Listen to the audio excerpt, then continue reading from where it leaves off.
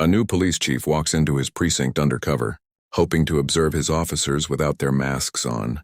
But when a white cop spits in his face, thinking he's just a nobody, the entire room is moments away from a shocking revelation that will leave them all reeling.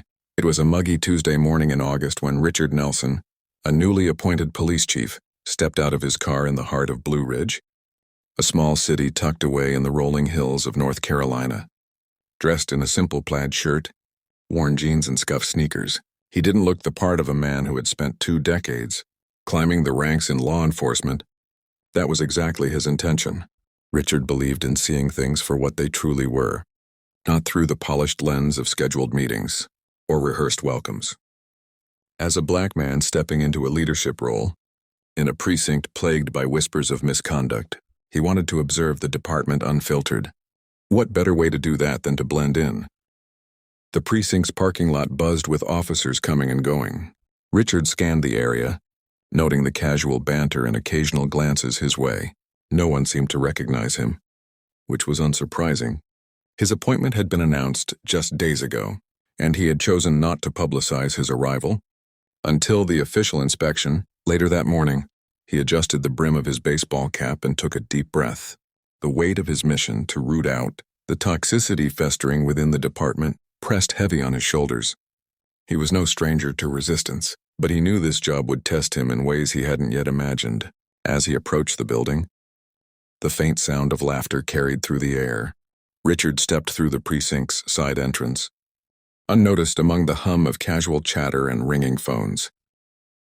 The tiled floors glistened under harsh fluorescent lights, and the smell of stale coffee hung in the air. He walked slowly, observing the dynamics around him. Groups of officers huddled near desks, some swapping stories, others reviewing paperwork. No one paid him much attention until he paused near the break room. "Hey, you!" A sharp voice cut through the noise. Richard turned to see a white officer striding toward him, a smug grin plastered on his face. His badge read Officer Daniels. Behind him, a few others leaned against the wall watching with interest. Richard opened his mouth to speak, but Daniels didn't give him the chance. "Lost are we? This isn't a shelter." The officer said, his tone dripping with condescension. "You need to take that mess somewhere else." Richard froze, the words landing like a punch. He wasn't sure whether to correct the man immediately or let the scene unfold further. Before he could decide, Daniel stepped closer, his voice rising for the benefit of his audience. "Didn't you hear me? Get out of here. We don't need people like you hanging around." Laughter erupted from the onlookers, and Richard clenched his jaw. His heart pounding, he tried to speak. But Daniels leaned in his face inches away. Then, without warning, the officer spit straight into Richard's face. Time seemed to stop. Richard's breath hitched as the warm saliva dripped down his cheek. Around him, the laughter grew louder. One officer slapped the table, doubling over in amusement, while another muttered something about showing the riffraff their place. Richard's mind raced. He could feel his pulse pounding in his ears. But he kept his composure. He reached into his pocket, pulling out a handkerchief to wipe his face. His movements slow and deliberate. "Is this how you treat everyone who walks through these doors?" he asked, his voice calm but firm. Daniel smirked. "Only the ones who don't belong here." The group burst into laughter again, but Richard said nothing instead. He turned and walked down the hallway, leaving the officers behind. As he headed toward the precinct's main office, an intercom crackled to life, calling all personnel to the briefing room. It was time. The briefing room was abuzz with chatter as officers filed in, some carrying coffee mugs, others laughing over inside jokes. Richard entered through a side door, now holding a folder that bore the precinct's official seal. He stood just out of view, watching the room fill with familiar faces, some still chuckling from the earlier incident. At the front of the room, Captain Harris, a stout man with a graying mustache, called for order. "All right, settle down, everyone. We've got an important introduction today." The officers quieted their curiosity piqued. Daniels leaned against the wall, his arms crossed, a smug expression still plastered on his face. The man was clearly enjoying his morning. Captain Harris cleared his throat. "As most of you know, Chief Caldwell retired last month. We've been waiting for his replacement, and I'm pleased to introduce our new leader, a man with an impressive record and a vision for this department." Richard stepped forward, his footsteps measured. The room froze as he walked to the podium, his presence commanding attention. He placed the folder on the lectern and slowly scanned the room. His calm demeanor only heightened the tension. Daniel's smirk faltered. The color drained from his face as recognition dawned. The other officers exchanged uneasy glances, some whispering, others staring at Richard with wide eyes. "Good morning," Richard began, his voice steady. "My name is Richard Nelson. As of today, I'm your new chief of police." The silence was deafening. Daniel's face turned a deep shade of red, his bravado evaporating. Richard's gaze landed on him, holding for a moment longer than necessary, before sweeping across the rest of the room. "When I arrived this morning," Richard continued, "I came in plain clothes, because I wanted to see the department through an unfiltered lens. What I witnessed was eye-opening." A murmur rippled through the crowd, but Richard raised a hand to silence it. "In my brief time here, I've already seen behaviors that are not just unprofessional, but downright unacceptable. Let me make one thing clear. The culture that has been allowed to fester here ends today." The room remained eerily quiet, the weight of his words sinking in. Daniel shifted uncomfortably, his eyes darting to the floor. Richard took a step closer to the edge of the podium, his tone sharp but controlled. "Respect is not optional. It's the foundation of what we do as law enforcement. Without it, we fail not just each other, but the community we serve." He let the silence hang for a moment, watching the officers squirm under his gaze. "This morning, some of you laughed at what you thought was just another powerless man being put in his place, but let me remind you, everyone who walks through those doors deserves respect, whether they're wearing a badge or not." His words cut through the room like a blade. No one dared to move. Richard let the silence linger, his gaze unwavering. The tension in the room was palpable, each officer acutely aware of the weight of his words. Daniel shifted again, his discomfort evident as beads of sweat formed on his brow. But Richard wasn't done. "I understand that change is difficult," he said, his voice steady but laced with authority.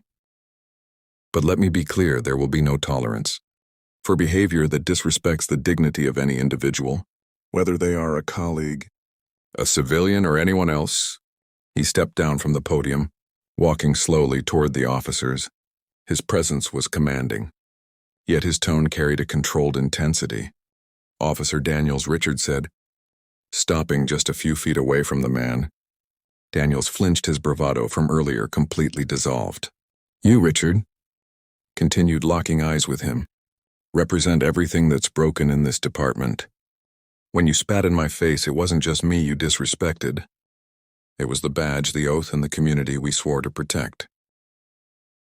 Daniel stammered, "Chief, I didn't know that's exactly the problem."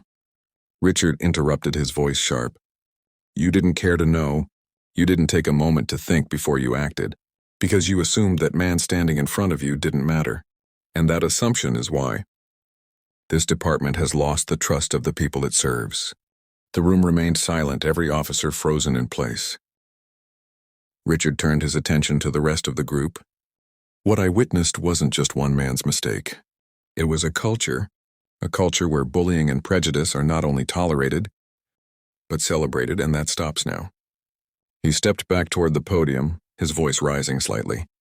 "I've spent my career fighting for justice, not just in the streets, but within the walls of departments like this one. Change isn't easy, and it won't happen overnight.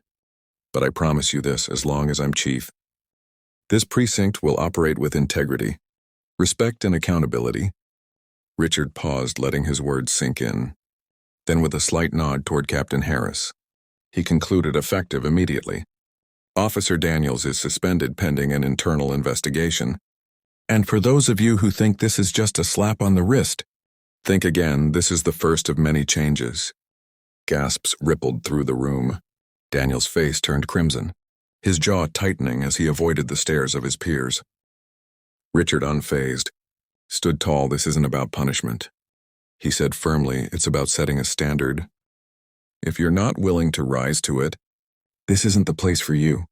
He glanced around the room one last time, his eyes locking with each officer's. If you're ready to do better, to be better, then we'll move forward together. But know this, I will hold you accountable every step of the way.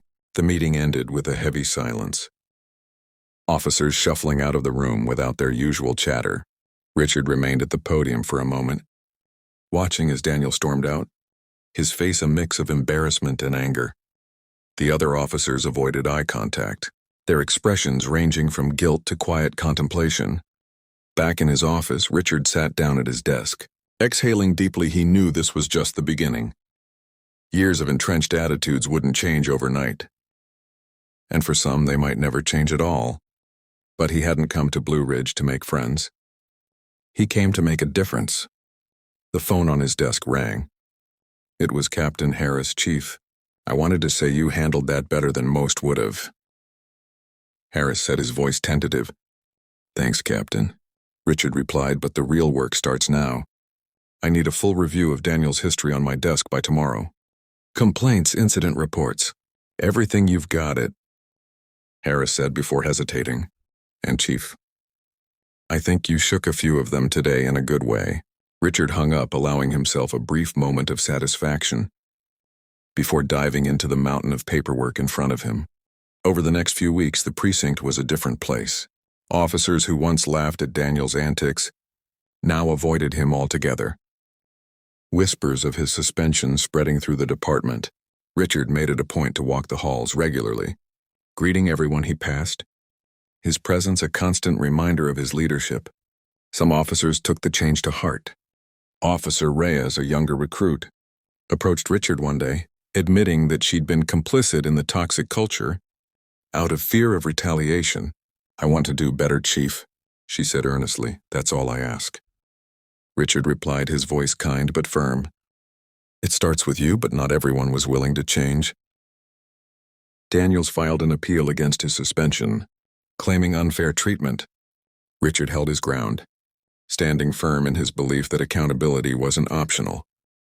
The department's review uncovered a string of previous complaints against Daniels, ranging from excessive force to inappropriate comments. His appeal was denied, and Richard made it clear that the days of brushing misconduct under the rug were over. Despite the progress, Richard knew the road ahead would be long. Conversations about implicit bias and community relations were met with mixed reactions. But he remained undeterred. Each small victory, a recruit speaking up, an officer rethinking their approach, was a step towards something greater. One morning, Richard attended a community event where he met a young boy who shyly approached him. Are you really the chief? The boy asked, his eyes wide with wonder. I am, Richard said with a smile. My dad says the police don't care about us. The boy said, his voice barely above a whisper. Richard crouched down to meet his gaze. I can't change the past, but I promise we're working to do better, he said gently, and if you ever need help, you come find me, okay? The boy nodded, a small smile breaking across his face. It was moments like this that reminded Richard why he had taken the job in the first place. By the end of his first year, the precinct was far from perfect, but it was undeniably different. Officers who couldn't adapt were gone, replaced by recruits who shared Richard's vision for a fair and respectful department. The community, once skeptical, began to see signs of change. A renewed effort to build trust and bridge divides. Richard stood in the precinct's main hallway one evening, watching as officers filed out after their shifts. The laughter and camaraderie felt different now, not at someone's expense, but genuine and inclusive. He knew there would always be challenges ahead, but for the first time he felt hopeful. Change was never easy, but it was worth every fight.